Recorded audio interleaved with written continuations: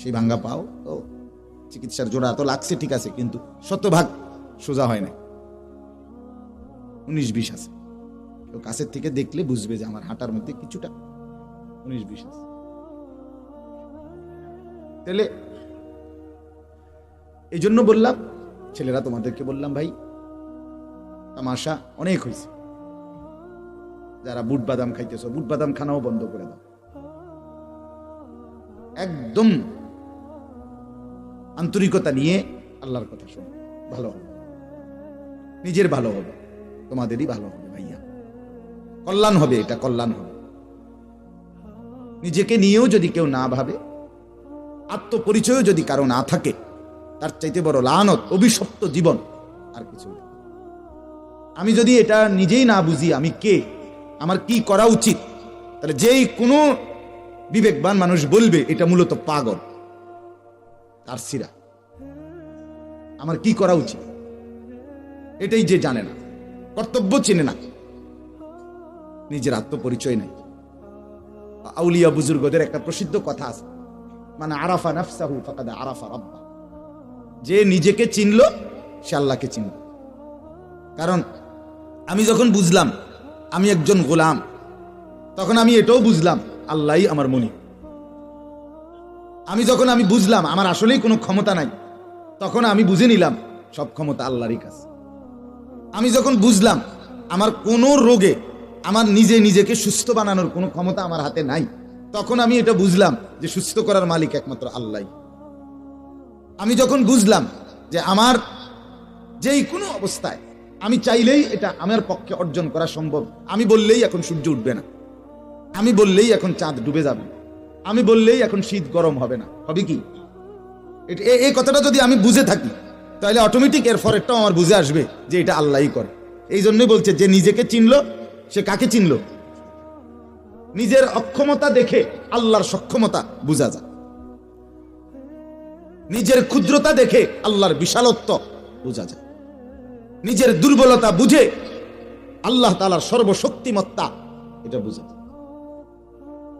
কোরআন শরীফে আছে হযরত মুসা আলাইহিস সালাম ওনার এলাকা ছেড়ে চলে গেছিলেন ফেরাউনের বাহিনীর ভয়ে।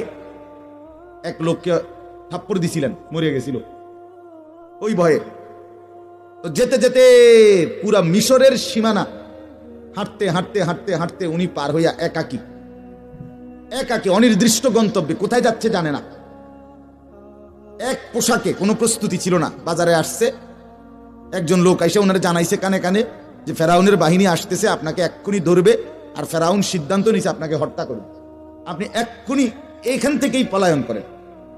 হযরত মুসা আলাইহিস সালাম একবারে সামনে সরাসরি হাঁটা ধরছে, আর ডানে বামে কোনো দিকে যায় না। তো এইভাবে যেতে যেতে মিশর ওই দেশের সীমান্ত পার হইয়া চলে গেছে। গিয়া যখন বুঝছে এতটুকু যে এটা ফেরাউনের রাজত্বের অন্তর্ভুক্ত না, তো থামছে যে এখানে আর ফেরাউনের বাহিনী আসবে না, এটা ফেরাউনের সীমানা না, ভিন্ন দেশ মাদায়েন। তো আয়েশা ওই অঞ্চল পর্যন্ত, এতক্ষণ কিন্তু হাঁটছে, একটা ভয়ে ছিল। এখন যখন পার হইয়া আসছে, এখন যখন বুঝছে এটা ফেরাউনের এরিয়া না, এখন বসছে, আর পৃথিবীর সমস্ত ক্লান্তি, ক্ষুধা, কষ্ট সব একসাথে মনে জন্য চাপছে। এতক্ষণ তো হাঁটছিল, একটা বল ছিল, মনে হয়েছে ওনার একবারে আর জানও চলে না, শরীরও চলে না, কিচ্ছু নাই, ডানে বামে কোনো খাবারও নাই, কিছুই নাই, কেউ চিনেও না, না বাড়ি, না ঘর, না আত্মীয়, না স্বজন, না খাদ্য, না পানীয়, টোটাল কথা হলো কিছুই নাই। তখন মুসা আলাইহিস সালাম বুঝছে, উপলব্ধি করছে। তখন কোরআনে আছে মুসা আলাইহিস সালাম আল্লাহ তাআলার কাছে একটা দোয়া করছে, রব্বি ইন্নী লিমা আনজালতা ইলাইয়া মিন খাইরিন ফাকির। আল্লাহ রব্বি, আপনি আমার রব, আপনার কাছেই আমার সব, রবের কাছেই সব। আমি বুঝেছি মাওলা আমার পরিচয়, আমি বুঝেছি আপনার পরিচয়। আমি কি? ফকির, এই শেষ শব্দ হলো ফকির। আর আপনি কি? রব, আপনার কাছে সব, আমি ফকির, অসহায়। এই দুইটা পরিচয় ক্লিয়ার করে দিছে আল্লাহ। আমি হলাম ফকির, আপনি হলেন রব। ইন্নী লিমা আনজালতা ইলাইয়া মিন খাইরিন, এখন আপনি আমারে হালাল পন্থায়, হালাল হিসাবে যা দিবেন আমি তারই মুখাপেক্ষী, আমি ফকির, আমার কিচ্ছু নেই। রব্বি ইন্নী লিমা আনজালতা ইলাইয়া মিন খাইরিন ফকির। সাংঘাতিক কথা হলো মিন খাইরিন কইছে, অর্থাৎ এতটা চূড়ান্ত ক্ষুধার্ত, দিক বিদিক শূন্য, কিচ্ছু নাই সামনে, চেনা নাই জানা নাই, তবুও বলছে আল্লাহ এই অবস্থায়ও কিন্তু দিবেন যেটা হালালটা, হারাম খাবো না। খায়ের যেটা, খায়ের উত্তম যেটা, উত্তম যেটা। অভাবে পড়তে পারি, ক্ষুধার্ত হইতে পারি মাওলা, ঘর নাই, বাড়ি নাই, পরিবার নাই, আত্মীয় নাই, সুজন নাই, চেনা নাই জানা নাই, কিন্তু তবুও হালালটা চাই। কি চাই বলেন না? হা বাপ, হাসতে হাসতে হারাম খান, হাসতে হাসতে। সংসারে অভাব ছিল না, চলতো এমনি, আপনি শুধু শুধু সুদে টাকা নিয়ে ফোলাগারে বিদেশ পাঠাইছে। আউলিয়া বুজুর্গদের একটা প্রসিদ্ধ কথা আছে, মানে আরাফা নাফসাহু ফাকাদ আরাফা রাব্বা, যে নিজেকে চিনল সে আল্লাহকে চিনল। কারণ আমি যখন বুঝলাম আমি একজন গোলাম, তখন আমি এটাও বুঝলাম আল্লাহই আমার মনি। কোরআন কারীমের মধ্যে আছে, আল্লাহ তাআলা এই কথা স্পষ্ট বলছে, আফারাআইতা মান ইত্তাখাযা ইলাহাহু হাওয়াহু, যে তার মনের ইচ্ছা, মনের চাহিদাকে নিজের খোদা বানিয়ে ফেলেছে। অর্থাৎ আমার মনে যা চায় আমি তাই করব, আমার ইচ্ছা মতো হাসবো, ইচ্ছা মতো কাঁদবো, ইচ্ছা মতো হাঁটবো, মন চাইলে ঘুমাবো, রাতে ঘুমাবো না 2টা পর্যন্ত, সকালে উঠবো না 10টা পর্যন্ত, আমার ইচ্ছা। আপনার সমস্যা কি? ঘুমের টাইমে ঘুম নাই, উঠার টাইমে উঠবার খবর নাই, এই যে এক বেপরোয়া জিন্দেগি। আল্লাহ তাআলা বলেন এমন ব্যক্তিকে আমি 3টা শাস্তি দেব। ওয়া আদাল্লাহুল্লাহু আলা ইলমি, 1 নম্বরে আমি আল্লাহ তাকে একদিন সত্যি সত্যি আমি আল্লাহই তাকে পথভ্রষ্ট, গুমরা করে দেব, আর কোনোদিন সে ভালোর পথ পাবে না, কল্যাণের পথ আর কোনোদিন পাবে না। 2 নম্বর ওয়া খাতামা আলা সামঈহি ওয়া কলবি, আমি আল্লাহ তাআলা তার কান এবং অন্তর মোহর মেরে দেব, সিল মেরে দেবেন, সিলগালা করে দেব, সেই কানে আর কোনোদিন আল্লাহর কথা শুনবে না, অন্তরে আর কোনোদিন ভাববে না। জাআলা আলা বাসারিহি গিশাওয়া, আর 3 নাম্বার হলো আমি আল্লাহ তার চোখের সামনে পর্দা ফেলে দেব। তাহলে তাকে গুমরাহ করে দিলাম, পথ হারায় ফেললো, কানও বন্ধ, দিলও বন্ধ, চোখের সামনেও পর্দা। আল্লাহ তাআলা নিজেই বলেন ফামান ইয়াহদিহি মিন বাদিল্লাহ, হে নবী বলেন তো এইবার এই নাফরমান লোকটাকে কে হেদায়েত দিবে আমি আল্লাহ ছাড়া? কে দিবে? আর তো কেউ নেই। আফালা তাদাক্কারুন, এরপরে আল্লাহ বলেন তবুও কি বান্দা উপদেশ গ্রহণ করবে না? আমি আল্লাহকে ভয় করবে না?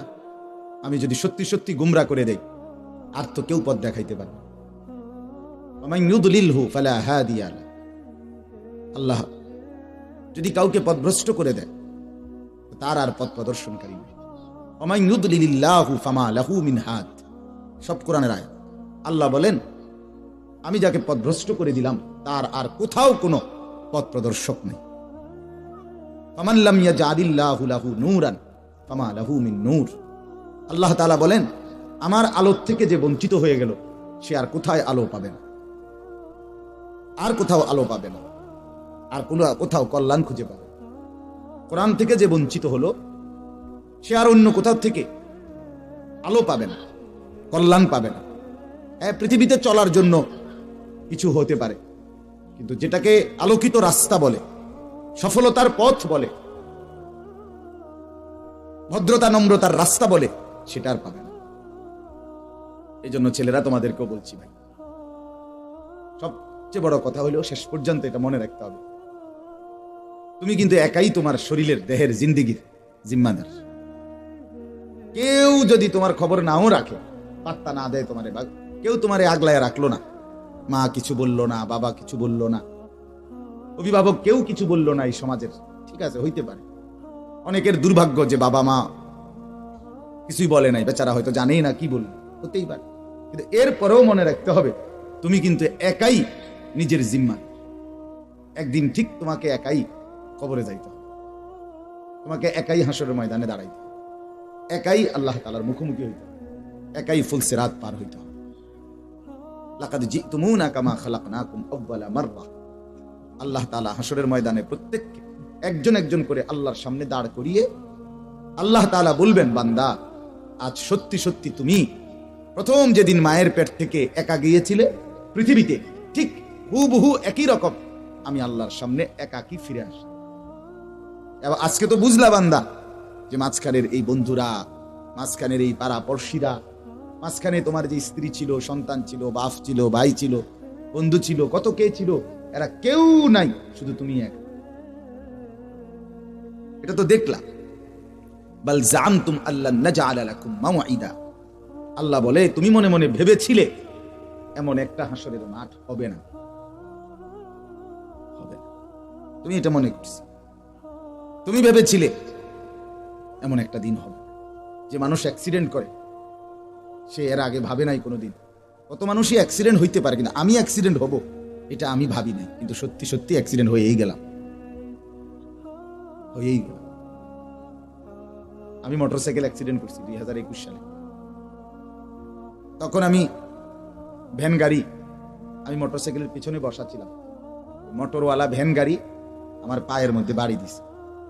আমি রোজা অবস্থায়, তখন মাগরিবের আগ টাইম, ইফতারির আর অল্প একটু সময় বাকি। এই সময় একটা বাড়ির সাথে আমি রাস্তার মাঝখানে গিয়া উইরা পড়ছি। ওইরা পাওটা টান দিছি, আর মানে পয়রা তো গেছি আমি ছড়াইয়া, পাও যখন টান দিছি আমি একেবারে পরিষ্কার তাকাই আছি যে আমার পাওটা, হাড্ডিটা ভাঙ্গিয়া এটা লড়তেছে। তখন আমি বুঝছি হায় আমার পাও তো ভেঙে গেছে। ওটা বিদেশ না গেলেও সুদের টাকা দিয়ে আপনার সংসার চলতো। আপনি হাসতে হাসতে তামাশা করে হারাম খাইলেন, হারাম খাই, হাসতে হাসতে মিশা কথা কইলেন। সত্য কথা বললে হয়তো 3 টাকা লাভ হইতো, অন মিশা কথা কনে 6 টাকা লাভ হয়েছে, এর দূরারি 3 টাকা বেশি লাভ হয়েছে, কিন্তু আগের 3 টাকা দিয়েই সংসার চলতো। শুধু শুধু মিথ্যা কথা বলে আরো 3 শতক জমি আমনের চাচার থেকে আরেক বাইর থেকে মিথ্যা কথা কইরা, বাটফারি কথা কইয়া আরো 5 ঘন্টা জমি, 3 ঘন্টা জমি, 5 শতক জমি নলে বাড়াইয়া লইছে নারী। এমনিতেই আপনার আগে 25 শতক আসিল, অন্য হলে বাটফারি করে আরো 5 শতক বাড়ছে 30 শতক। আসলে আপনার জিফুতের আমনের হালাল 25 শতক দিয়েই চলতো।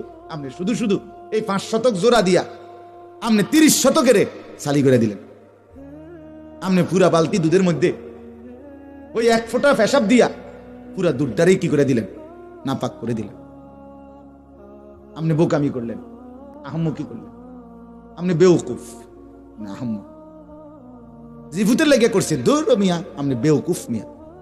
হারাম খোর আবার জিভুতের লেগে কি করছেন? হারাম খোর তো হারাম করে, সুদ খোর তো সুদ করে, কিস্তি খোর তো কিস্তি করে, মিথ্যুক তো মিথ্যুকই। আবার এর ভালো মানুষ কেন হবে? কথা বলেন না কেন? এ তো বাট পার, তো বাট পারে, সিটার তো সিটার। সিটার ভূতের লেগেও যদি করে তাও সিটার, আরেক বেটার লেগে করলো ওটা কি? সিটার তো সিটার, বাটপার তো বাটপার, হারাম উপার্জনকারী, অবৈধ উপার্জনকারী। ক্ষতি করলেন নিজের, বোকামি করলেন, আহাম্মকি কাজ করলেন। এমনিতেই চলতো, এমনিতেই ছেলে চলতো। আল্লাহ তাআলা কোরআনুল কারীমের মধ্যে বারবার বলছে, লা তাকতুলু আওলাদাকুম খাশিয়াতা ইমলাকিন। রব্বুল আলামিন বলে, বান্দা সন্তানাদিদেরকে অভাব আর দারিদ্রতার ভয়ে ধ্বংস করো না, হত্যা করো না। নাহনু নারযুকুকুম ওয়া ইয়াহুম। আমি রব্বুল আলামিন ওয়াদা দিলাম, আমি আল্লাহ তোমাদেরকেও রিজিক দেব, তোমাদের সন্তানাদিদেরকেও শতভাগ রিজিক দেব। আমি দেব, তুমি বানাও নাই, আমি বানাইছি। তোমার দাদার পরে তোমারে খাওয়াইতে আসছি, তোমার পরে বুঝি তোমার ফুতেরে খাওয়াইতে পারতাম না। তুমি এরকম বেকুব এলাকা, এটা বুঝলা না? কথা বলেন না কেন? আমার দাদা মরার পরে আমার বাপ খায় নাই, কথা কন না? আমার দাদা মরছে যেদিন, আমার বাপও মরছে সেদিন। না না, আমার দাদা মরার বহু পরে, আমার দাদার মৃত্যুর 20-25 বছর পরে আমার আব্বা মারা গেছে। তো আমার আব্বা এর পরে খাইলো কেমন? আর আমার আব্বা মারা গেছে আজকে 8 বছর হয়, তা আমি খাইছি না? তাইলে কেন মিথ্যা বলার কি দরকার ছিল? আমরা 5 ভাই, আমার আব্বা আমাদেরকে ঘর করে দিয়ে যায় নাই। আমার আব্বার মৃত্যুর পরে আমাদের 5 ভাইয়ের এখন আলাদা আলাদা ঘর আছে, বিল্ডিং। টাইলস ওলা, সোফাও আছে, ফ্রিজও আছে, চায়ের কাপ, নুনের বাড়ি, খেতা বালিশ, লোড়া বদনা, কম্বল, লেপ, চাদর, তোষক, বালিশ, হ্যাঁ, ফুলকপি, ভাতাকপি, ধনিয়া, কাঁচামরিচ, পাঙ্গাস, তেলাপিয়া, এটি আমরা করবো বাজার না, এই ঘুরে গেলে এই বাজার। আজকে ফুলকপি, কালকে ভাতাকপি, আজকে লত সিম, কালকে ছোট সিম, এই হায় হায়, কি দরকার ছিল, কি দরকার ছিল দুনিয়াকে এইভাবে কাড়াকাড়ি করা, হারাম নিয়ে এরকম কাড়াকাড়ি করা? কোনো দরকার ছিল না বাবা, ভুল করেছেন, বোকামি করেছেন। হারাম রোজগার যারা করছেন বা করেন, তওবা করেন। এখন বেঁচে থাকতে তওবা করলে মাফ পাইতে পারেন, কিন্তু মৃত্যুর সময়, মৃত্যুর পরে তওবা করলে মাফ পাবেন না। আমনের তওবা আমনের ফুতে করলে হইতো না। মজার বিষয় হলো এটা, তওবা মানে এটা কাজা নামাজ না যে আমার আব্বার হজটা আমি করে লাইছি, হ্যাঁ, আমনের গুনাহ আমনের ফুতে তওবা চাইলে হইতো না, আমনে চাইতে। যার গুনাহ তার তওবা, কার গুনাহ তার। 100 টাকা দিয়া ইমাম সাহেবরে দিছেন, আর ইমাম সাহেব তওবা করাইয়া দিয়া আমনের আব্বারে ব্যস্ত ফাটাই দিব? হ্যাঁ, ব্যস্ত ইমাম সাহেবের বাপের সম্পত্তি। হ্যাঁ, ইমাম সাহেব ব্যস্ত গিয়ে আইছে যে আমি এদুর লই আইছি, মোট 6 তালা মোট আমি বুকিং দিছি, এখানে মোট আশা করি 30 জন কইরা 180 জন থাকতে পারবো, এ হাই বললে আমি এগুলা দিতে রাজি। কথা বলেন না? ব্যস্ত ইমাম সাহেবের বাপের, ইমাম সাহেব 100 টাকা দিয়ে কি তওবা করা? এত বেটা 90 বছর বুড়া, তার পূব নাই, পশ্চিম নাই, উত্তর দক্ষিণ নাই, উনি কিছুই জানে না, ওনার দম টানে, উনি কিচ্ছু বলতে পারে না এখন এই মুহূর্তে, তার কোনো সেন্স নাই, অনুভূতি নাই হেতের তওবা করা। বাহ, ওটা ব্যস্ত যাইব গা। ওটা এই পিছনের জিন্দেগির চুরি, বাটপারি, মদ, জুয়া, সুদ, ঘুষ, সিটারি সব 100 টাকার উপরে। দোস্ত আমার, বাপ আমার, বন্ধু আমার, চাচারা, কোরআনুল কারীমের মধ্যে আল্লাহ তাআলা তওবা করা এভাবে বলে নাই। ওয়াল্লাযীনা ইযা ফাআলু ফাহিশাতান আও যালামু আনফুসাহুম যাকারুল্লাহ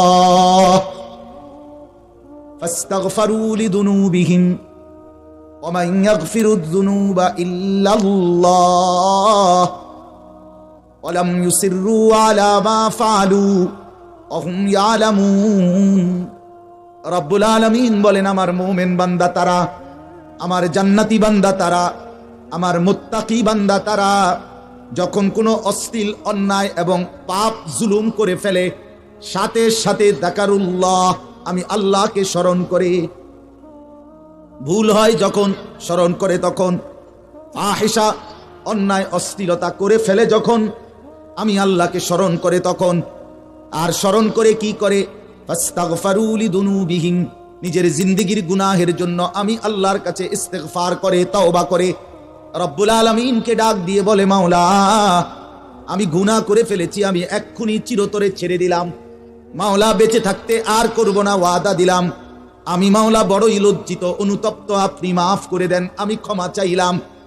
রব্বুল আলামিন বলে, বান্দা দিল থেকে সত্যিকার অর্থে এই 3 কথায় যদি তওবা করো, আমি আল্লাহ ওয়াদা দিলাম, আসমান পর্যন্ত যদি গুনাহের পরিধি উচ্চতাও হয়, আমি তাও মাফ করে দিলাম। উলাইকা জাযাউহুম মাগফিরাতুম মির রাব্বিহিম, বিনিময়ে আমি আল্লাহ মাফ করে দিলাম, মাফ করে দিলাম। আসমান ছোঁয়া গুনাহ মাফ, সাগরের ফেনা পরিমাণ গুনাহ মাফ, বেটা মাফ। জমিনের বালু করা পরিমাণ গুনাহ, এই পৃথিবীতে বালুর কণা কত কোটি, হিসাব আছে নাকি? কোন ডেজার্ট দিয়ে যে বালু হালায়, গুনেছেন না কত? 10 শতক জায়গার বালুটা, বালু একটা একটা করে গুনেন। এটা তো টেহার লাগিয়া না, মাফে ফিট, মাফে স্কয়ার ফিট, এটা তোর বালুর সংখ্যা না, এটা হলো তাদের মজুরি নেওয়ার লাগে একটা হিসাব বানাই নিছে। জমিনের বালুকণা পরিমাণ যদি গুনাহ, আল্লাহ বলে হুঁশ থাকতে, বুঝ থাকতে ছেড়ে দিয়া আর করবা না, ওয়াদা দিয়া লজ্জিত হয়ে মাফ চাইলে আমি তৎক্ষণাৎ মাফ করে দেব। রাতে আসলে রাতেই মাফ, দিনে আসলে দিনেই মাফ। ইন আতাইতানি লাইলান আতাইতুকা লাইলান, আল্লাহ বলে বান্দা গুনাহ নিয়ে যদি রাত গভীরে আসো, আমি মাগফিরাত নিয়ে রাত গভীরেই আসবো। তুমি আসবা যখন আমি আসবো তখন। শীত নাই, গরম নাই, রোদ নাই, বৃষ্টি নাই, আলো নাই, অন্ধকার নাই, সময় নাই, মুহূর্ত নাই। আসবে যখন মাফ ও তখন। সুবহানাল্লাহ। তো আমার কাছে আসতে হবে, তুমি আইতে হবে। তুমি আরেকজনকে পাঠাও, 100 টাকা দিয়ে হুজুর পাঠাও কা? হ্যাঁ, সেটাই করছো তুমি। অন হুজুরের কান্দে উড়াই দিছো কা? কথা বলেন না কেন? মিথ্যুক ওজনে কম দিলা তুমি, অনগে ইমাম সাহেবের কান্দে উড়াই দিছো, হুজুর মাফ করাই দেন। কিতা ঘটনা কিতা? সুদ খাইলেন আমনে, মুসিবত উড়াই দিলেন না আমার কান্দে, কিতা? আরে কি কারবারে না, আমি কে তো বেকুব আমনের এই সব ফোজা কান্দে লইতাম, কি ঘটনা কিতা? আল্লাহ আমাদেরকে মাফ করে দেন। বাপ বুঝতে শিখেন, খামখেয়ালি করবেন। ছেলেরা তোমাদেরকেও বলি, বন্ধু খামখেয়ালি করুন, খামখেয়ালি করুন। ও চিরেই দেখবা কেউ নাই, ও চিরেই দেখবে। একটু অভাবে পড়ে দেখো, কেউ নাই। একটু অসুস্থ হয়ে দেখো, দীর্ঘমেয়াদী, কেউ নাই। একটা অ্যাক্সিডেন্ট হয়ে দেখো, বন্ধুরা ধোকা, কেউ নাই। আস্তে সব চলে গেছে। মোবাইল টিপতে পারবা, বন্ধু পাইবা। চিপস খাওয়াইতে পারবা, চটপটি খাওয়াইতে পারবা, বন্ধু পাইবা। বন্ধু টাকা খরচ করতে পারলে বন্ধু নামের কিছু শয়তান ইবলিস সঙ্গে পাইবা। টাকা নাই, তোমার দিকে কেউ থুতুও মারবে না, থুতুও মারবে না। এরা মূলত তোমার বন্ধু না, এরা মূলত তোমার পকেটের বন্ধু।